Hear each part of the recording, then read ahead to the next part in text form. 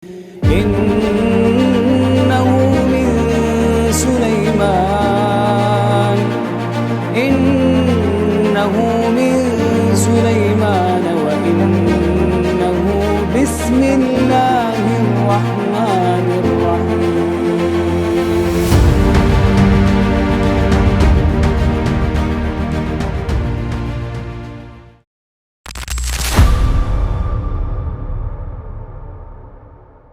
Nabi SAW pernah mengatakan, mulukud dunya arba'atun, bahwa raja-raja yang pernah menguasai dunia itu ada 4. Mu'minani wa kafiran, yang 2 seorang mukmin dan yang 2 orang kafir. Adapun yang mukmin adalah Nabiullah Sulaiman dan juga Dzulqarnain. Adapun yang kafir Namrud dan juga Bukhtun Nasr. Kemudian Nabi SAW menambahkan wa khamisuha, dan yang kelimanya adalah Al-Mahdi, Al-Imam Al-Mahdi yang namanya Muhammad Ibn Abdullah, yang akan muncul di akhir zaman. 5 orang ini akan menguasai dunia dan pernah menguasai dunia. Adapun yang 4 sudah berlalu zamannya. Adapun yang kelima Al-Mahdi, akan datang zamannya bahwa kaum muslimin akan dipimpin oleh seorang Al-Mahdi yang diberikan petunjuk oleh Allah Azza wa Jalla, yang akan menguasai dunia.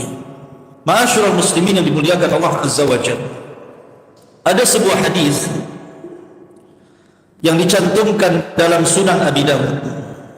Hadis ini dari Mu'adz bin Jabal radhiyallahu anhu.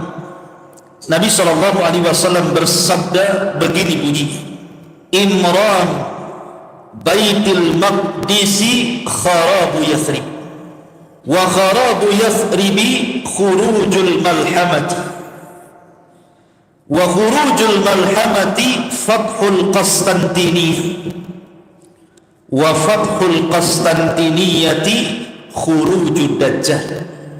Kata Nabi SAW, Imranu Baitul Maqdis, apabila pusat kekuatan kaum muslimin sudah tegak di Baitul Maqdis, artinya poros kekuatan kaum muslimin di akhir zaman itu bertempat di Baitul Maqdis, Palestina.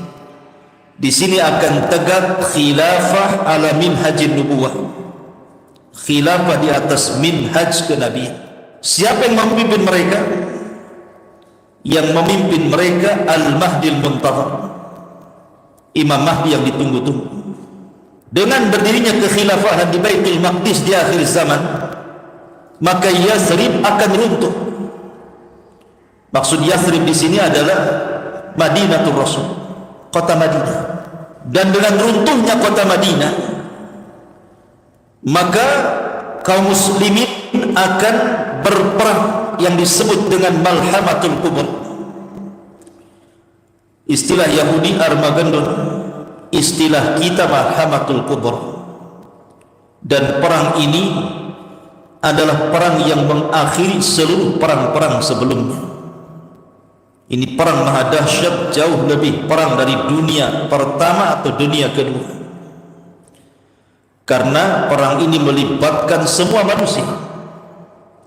Dan perang ini disebabkan karena urusan agama.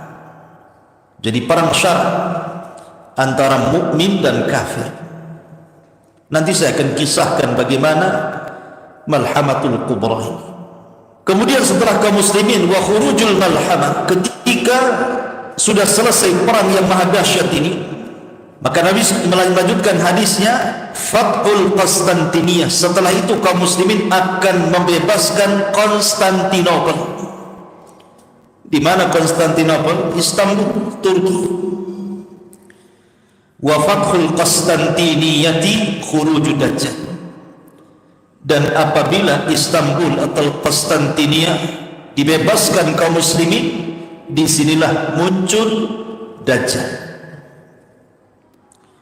Lihat bagaimana urutan-urutan yang disabdakan Nabi SAW yang akan dilalui oleh Al-Mahdi Al-Muntadhar di sini.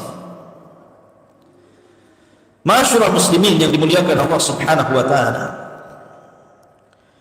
Nabi SAW bersabda dalam sebuah hadis,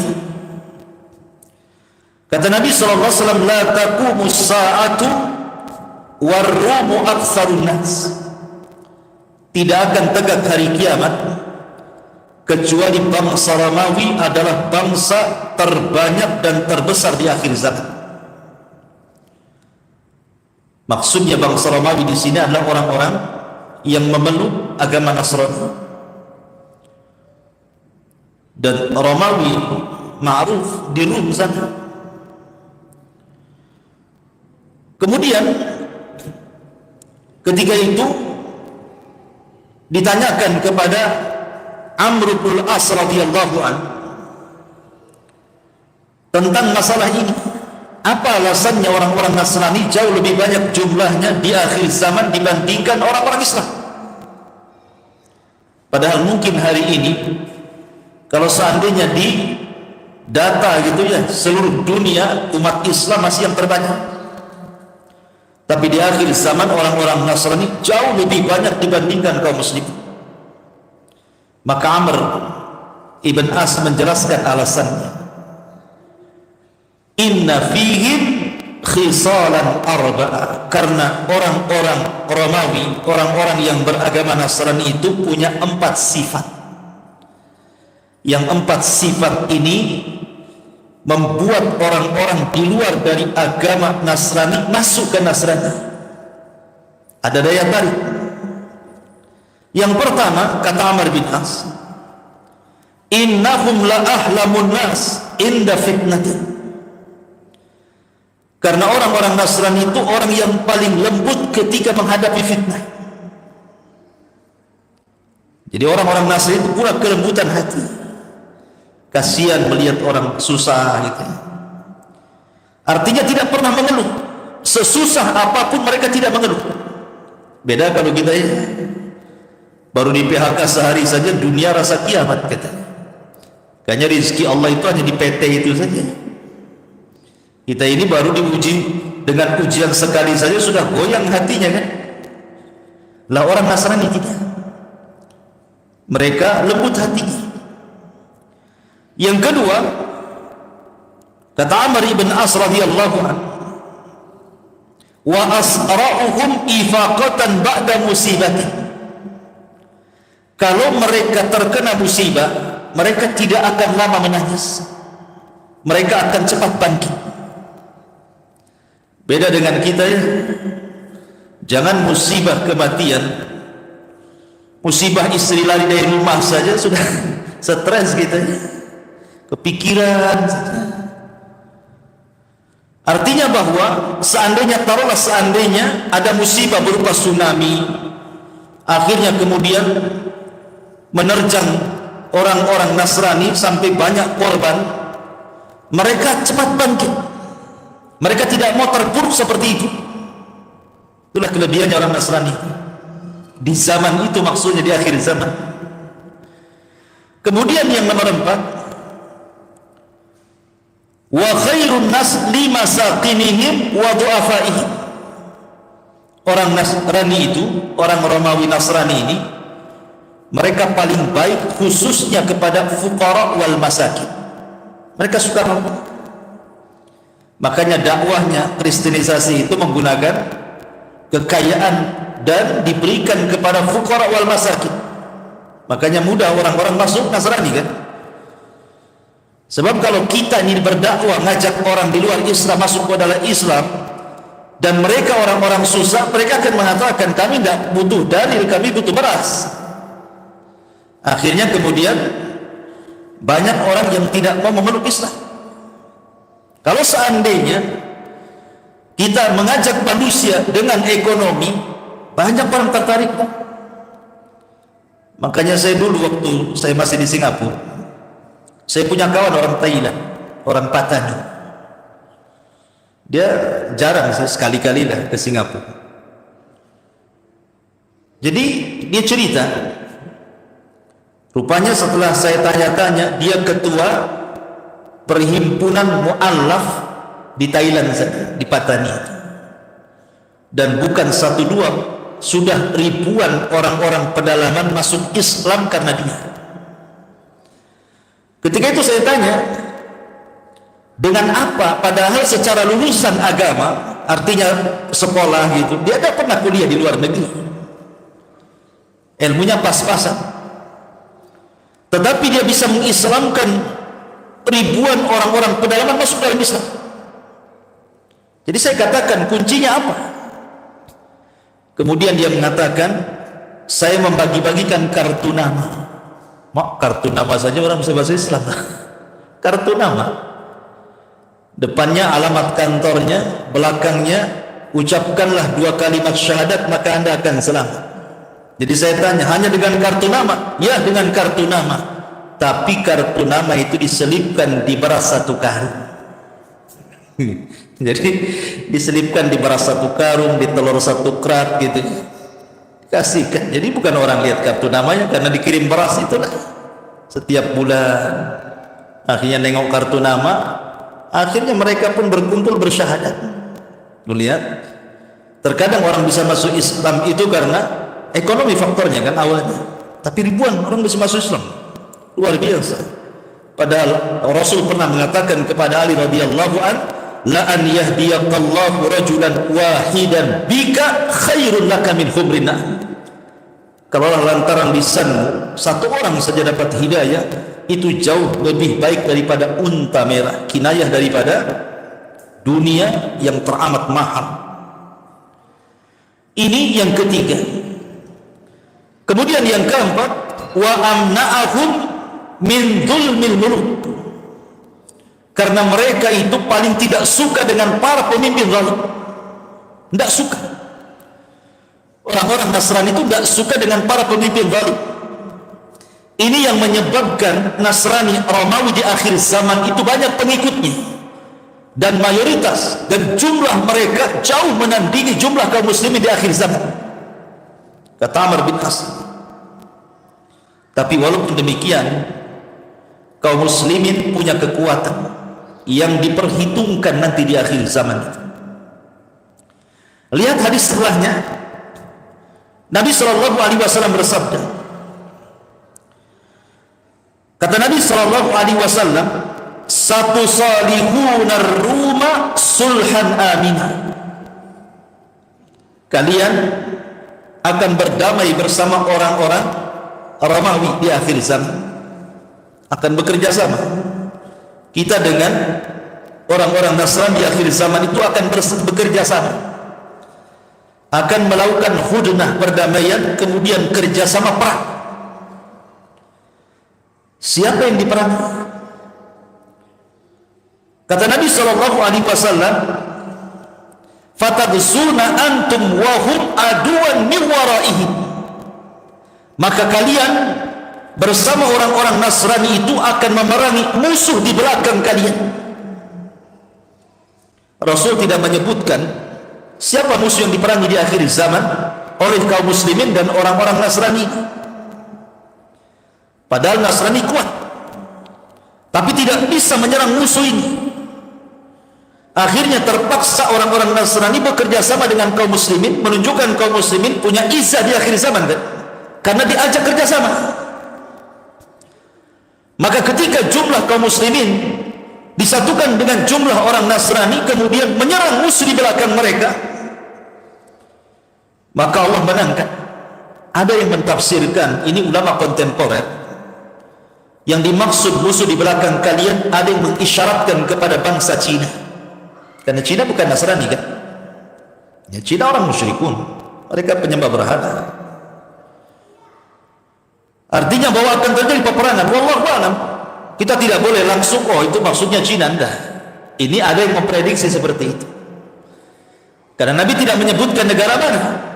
Nabi hanya mengatakan akan memerangi musuh di belakang kalian, dan Allah menangkan.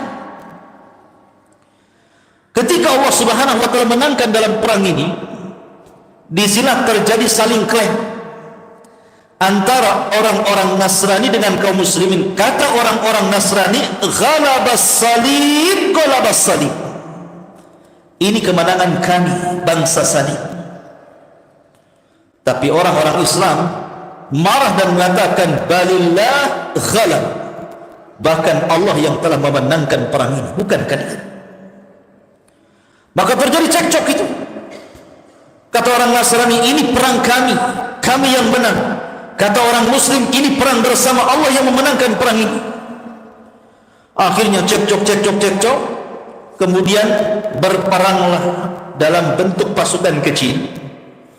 Maka orang Nasrani pun kemudian membunuh seorang Muslim. Bangkitlah kaum muslimin. Akhirnya seorang Muslim ini membunuh orang Nasrani tadi, kemudian mengambil salibnya dan mematahkannya. Ingat, salib itu lambang bagi orang Nasrani, kalau dipatahkan sama ngajak perang, kan begitu.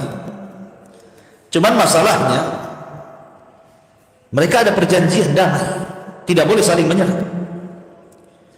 Tiba-tiba peristiwa yang kecil ini kemudian menjadi besar. Maka pasukan Nasrani pun akhirnya kemudian, kata Nabi SAW, fayaqdirunal qawmu wa takunu al-malahim.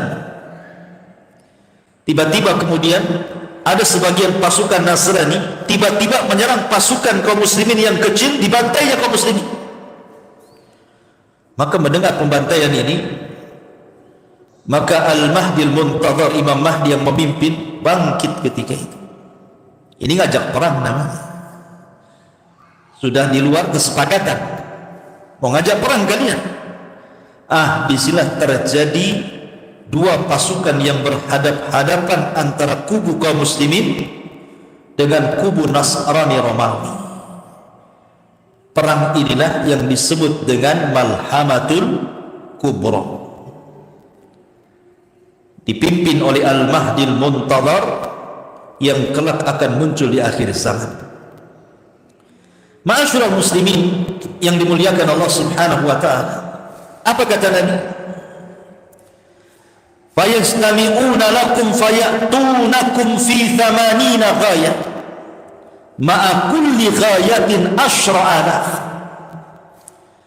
Maka mereka orang-orang kafir itu, orang-orang Nasrani itu akan datang membawa pasukan untuk memerangi kalian sebanyak 80 negara.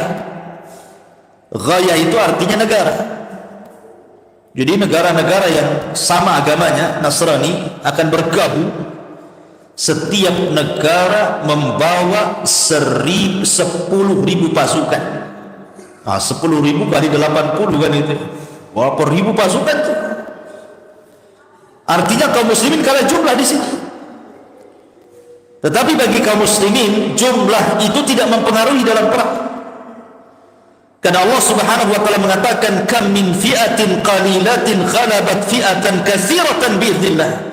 Betapa banyak kelompok kecil mampu mengalahkan kelompok besar, semua karena izin Allah. Bukan karena peralatan yang canggih, bukan karena ketangkasan perang, bukan. Menang kalah itu semua takdir dan izin Allah Subhanahu wa taala. Ma'asyiral muslimin yang dimuliakan Allah Azza wa Jalla, itu sudah terbukti dalam sejarah. Perang Badar, kaum muslimin sedikit menang. Khaybar dan perang-perang yang lainnya. Akhirnya kemudian ketika mereka berhadap-hadapan, maka terjadilah pertempuran hebat yang disebut dengan Armageddon, atau dalam bahasa kita Malhamatul Kubra. Kenapa perang itu disebut malhamah? Malhamah itu diambil dalam bahasa Arab dari kata-kata lahmun. Lahmun itu artinya daging. Ishtaraitu lahman fis suq, aku beli daging di pasar. Lahmun itu daging artinya. Lah kenapa pula perang itu kemudian dinisbatkan kepada daging? Karena kalau orang sedang berhadap-hadapan, dua-duanya bawa pedang, kemudian saling sabet sana sini, tentu daging ini akan muncrat kemana-mana. Saking dahsyatnya perang itu, sampai-sampai daging itu melayang ke langit dari sabetan-sabetan perang itu. Makanya disebut Malhamatul Kubra.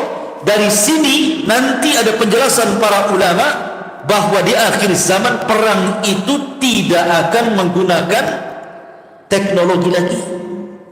Artinya akan kembali ke zaman jadul, ke zaman tombak, ke zaman pedang, ke zaman panah, ke zaman kuda, ke zaman unta gitu. Lalu kenapa alat-alat teknologi itu kemana? Ya ada, boleh jadi karena Allah sudah keringkan bahan baku yang ada di bumi sehingga tidak bisa lagi dijalankan. Mungkin jadi besi mati kan itu, jadi besi tua, tidak bisa dipakai, pesawat tidak bisa terbang. Akhirnya kembali ke zaman pedang lagi akhirnya. Dan itu nanti diketahui dari hadis ketika mereka memerangi Konstantinia tanpa perang, hanya dengan takbir negara itu roboh. Nanti di akhir zaman. Ma'asyiral muslimin yang dimuliakan Allah Azza wa Jalla, perang Malhamatul Kubra ini yang dipimpin oleh Al-Mahdi Al-Muntadhar, Imam Mahdi yang kita tunggu-tunggu, berhasil mengalahkan orang-orang Nasrani. Pertanyaannya, kemana Yahudi? Kenapa tidak ikut terlibat? Dan kenapa kemudian tidak bekerja sama orang-orang Nasrani dan Yahudi memerangi kaum muslimin di akhir zaman? Orang Yahudi ketika itu karena jumlah mereka tidak banyak dibandingkan jumlah kaum muslimin dan juga orang Nasrani, mereka ketakutan dan bersembunyi. Jadi orang-orang Yahudi muncul bersembunyi, tidak berani menampakkan batang hidungnya. Makanya kenapa penyebab Dajjal itu keluar? Kata Nabi SAW, la yakhrujud Dajjal illa ala ghabbatin yadribuha. Tidaklah Dajjal keluar kecuali karena penyebabnya tersulut emosi karena kemarahan. Apa yang menyebabkan Dajjal itu marah? Karena para pengikutnya tidak berani perang dan para pengecut. Marah Dajjal, kenapa kalian tidak ikut perang itu? Kenapa kalian sembunyi? Makanya Dajjal emosi, sebab emosi itulah dia keluar. Dan dia bergabung dengan 70.000 orang-orang Yahudi Iran, orang Yahudi Asbahan, Khurasan. Ma'asyiral muslimin yang dimuliakan Allah Azza wa Jalla, kembali kepada perang Malhamatul Kubra. Maka ketika kaum muslimin berhasil kemudian memerangi orang-orang Nasrani sampai ke jantung kota Eropa, sampai ke Eropa sana, bayangkan, dikuasai oleh kaum muslimin. Lalu mana Amerika? Kok tidak disebutkan? Mungkin sudah nggak ada Amerika di zaman itu, mungkin tinggal Eropa, karena kekuatan orang-orang Nasrani ada di Eropa masalahnya. Lah kaum muslimin itu sampai ke jantung kota Eropa, menguasai negeri-negeri. Dari sini Nabi SAW dalam urutan yang tadi saya baca, kata Nabi SAW, setelah Arab runtuh gitu ya, kemudian Malhamah, kemudian setelah Eropa dikuasai, maka mereka pun mengarah ke Konstantinopel. Konstantinopel tidak diperangi dengan cara perang, tidak, tapi cukup dengan takbir kota itu sudah roboh. Karena melihat kekuatan kaum muslimin yang dahsyat, orang Nasrani saja dikalahkan gitu ya, maka Konstantinopel lebih mudah lagi. Cukup dengan suara takbir menggema, menakutkan orang-orang.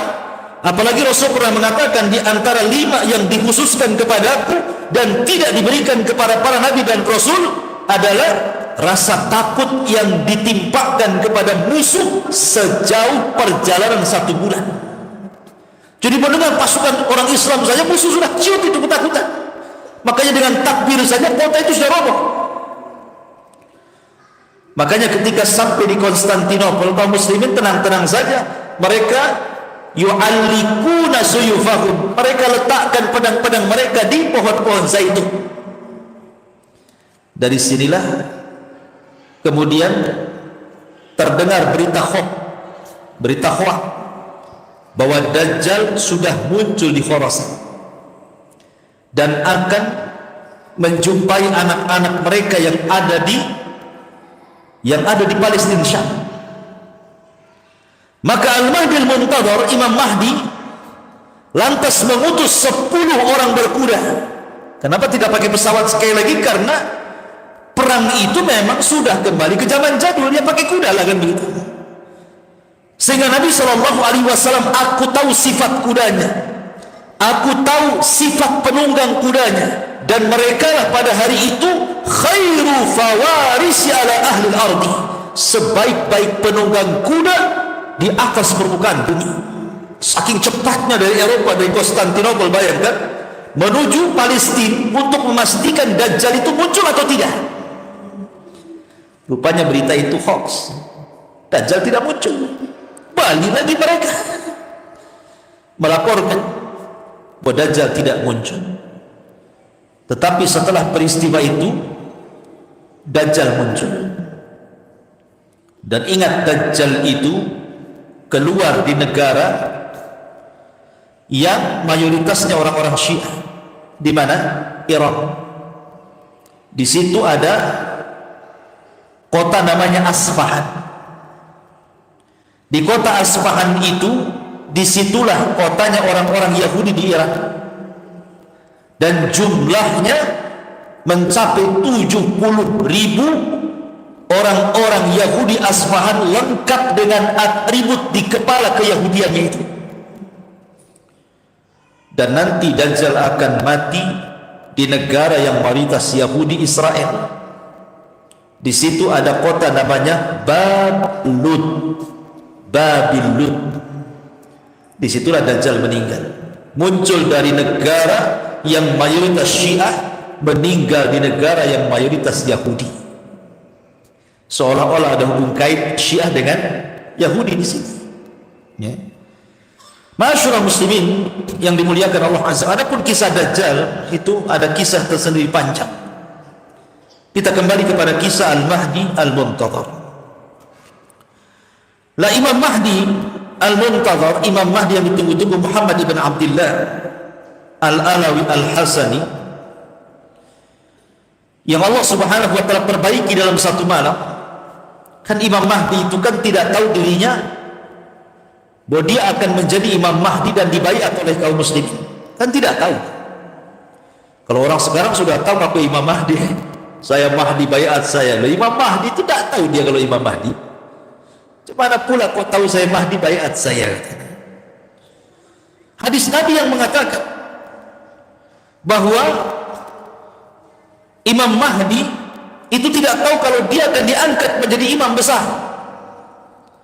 Tahu-tahu setelah banyak kekacauan di mana-mana, bumi dipenuhi dengan kezaliman, kemudian anak-anak muda mulai bangkit gitu kan, ingin merubah tapi tidak bisa. Maka berkumpullah para talabatul ilmi, para ulama di musim haji. Ketika itu mereka melihat anak muda yang cocok sifat-sifatnya sama seperti Imam Mahdi yang disabdakan Nabi SAW. Maka tiba-tiba mereka mengatakan, "Antal Mahdi, engkau Imam Mahdi, kami siap berbaiat kepada anda." Ini orang ini, anak muda yang tiba-tiba kemudian diklaim Imam Mahdi, kagetlah kan begitu. Kok bisa saya Imam Mahdi? Tunggu dulu, bahasa saya jangan begitu. Akhirnya kemudian dia pun tidak mau dibaiat. Tapi di malam hari ketika dia tertidur, apa yang terjadi? Allah perbaiki dia dalam satu malam. Satu malam saja Allah perbaiki. Yang tadinya tidak punya ilmu agama yang mumpuni, Allah berikan ilmu agama yang mumpuni. Yang tadinya tidak tahu ilmu strategis perang, Allah berikan ilmu strategis perang. Yang tadinya tidak tahu bagaimana cara memimpin, Allah berikan ilmu bagaimana menjadi seorang leader, seorang pemimpin. Dalam satu malam itu diberikan ilmu banyak. Ketika pagi hari dia bangun, sudah beda. Jadi Imam Mahdi menguasai banyak ilmu, karena dia yang akan memimpin dunia masalahnya. Maka barulah kemudian di pagi hari dia siap dibaiat di antara maqam Ibrahim dan Hajar Aswad.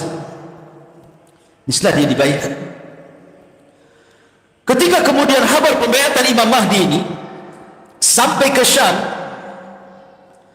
di sana ada orang-orang Sufyani. Orang-orang Sufyani ini tidak suka dengan pembaiatan Al-Mahdi. Dia kirim pasukan dari Syam, orang-orang Sufyani. Tetapi ketika kemudian pasukan yang akan memerangi Imam Mahdi dan membunuh Imam Mahdi sampai di sebuah tempat namanya Baidah.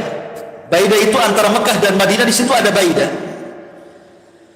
tiba-tiba Allah Subhanahu wa taala mengirim gempa yang sangat dahsyat, yang diisyaratkan dalam sabda Nabi sallallahu alaihi wasallam akan terjadi gempa yang maha dahsyat dari arah barat dan timur dan arah jazirah Arab. Maksud gempa di sini adalah gempa ketika orang-orang Sufyani datang dari Syam hendak membunuh Al-Mahdi yang sudah dibaiat. Allah gempakan di sebuah tempat namanya Baidah, tidak ada orang yang selamat di situ, semua mati. Termasuk orang yang jalan kaki, termasuk orang yang ke pasar, termasuk orang yang jalan-jalan ikut mati juga di situ. Tidak tersisa satu jiwa.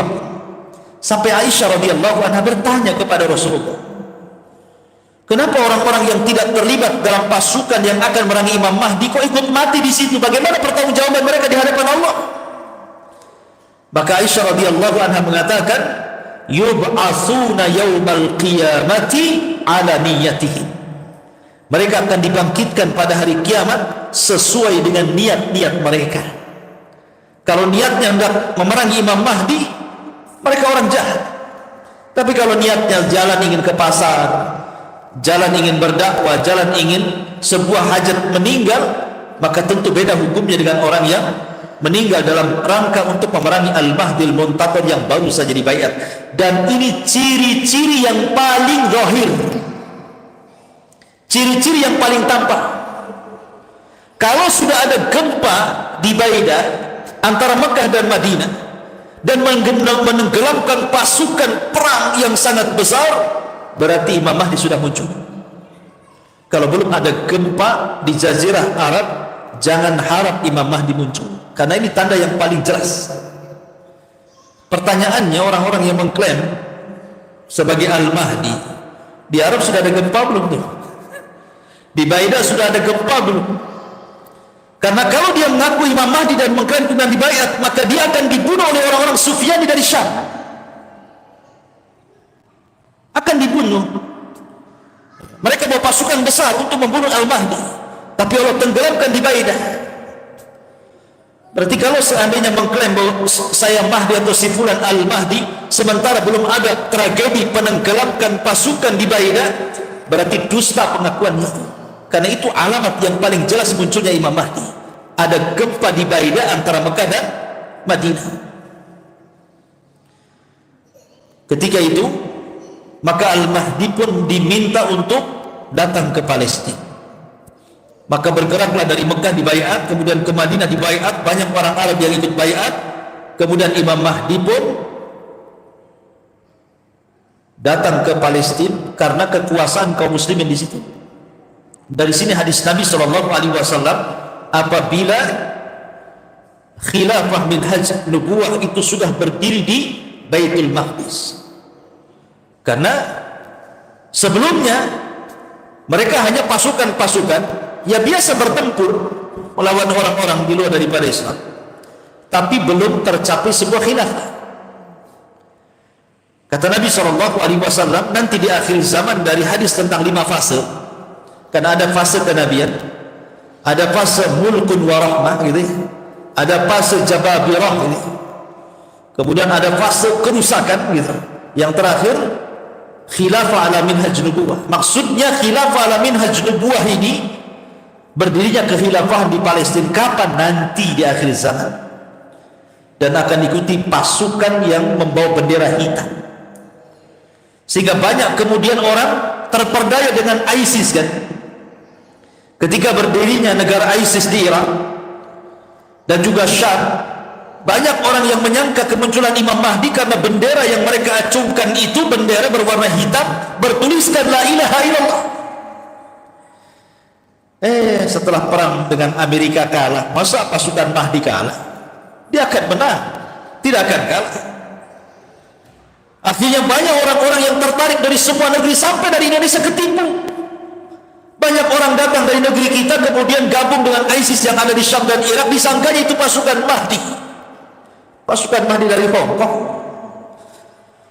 Itu bukan pasukan Al-Mahdi, itu para pengacau, para teroris, dan ulama sudah memfatwakan faham mereka persis seperti paham Khawarij.